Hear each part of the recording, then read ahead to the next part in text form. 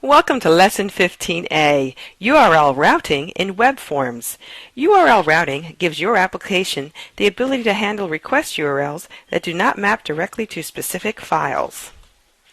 Only the MVC templates and the ASP.NET Dynamic Data templates have routing enabled by default. There are 4 steps that must be completed to add routing. Step number 1, add a reference to the System Web Routing Assembly. Step number 2, import the system.web.routing namespace. Step number 3, add a register routes method that includes at least one route to the global.asax.cs file. And finally, add a call to your new register routes method to the application start method in the global.asax.cs file.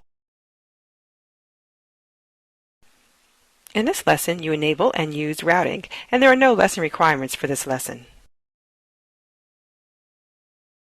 To get started with this lesson, select New Project, ASP.NET Web Application, and enter Lesson 15A for the name of the lesson, and finally, click the OK button.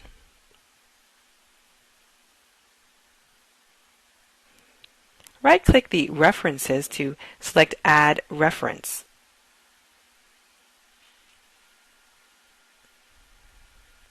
Click on the .NET tab and navigate to the System.web.routing component. Select it and click OK.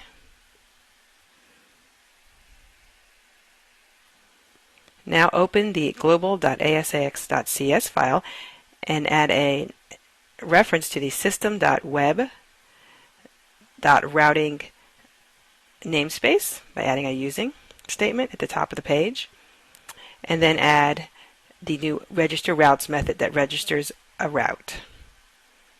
Basically, the route is going to be recipes category. In your application start method, you need to add call to your new register routes method to actually register that new route.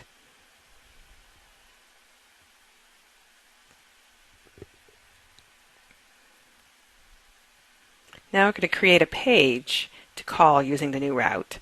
So right-click the name of the project, select Add New Item, select the web form using master page template, and enter recipes.aspx for the name of the new web form.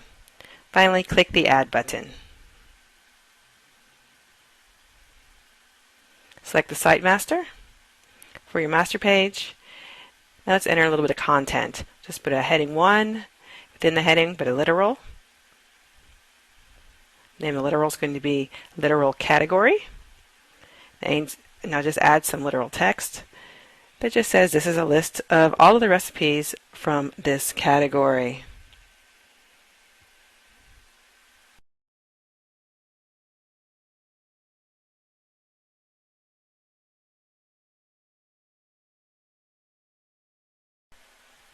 Now add the code to update the text of the literal category to the value returned by the route data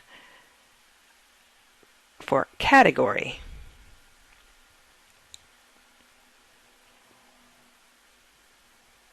Now click the Control F5 combination to start the application without debugging, because you're going to get an error. It does not have that route data information, so it is not able to set that literal value. So change the address to recipes/soup. So now soup is the category, and you get the appropriate page.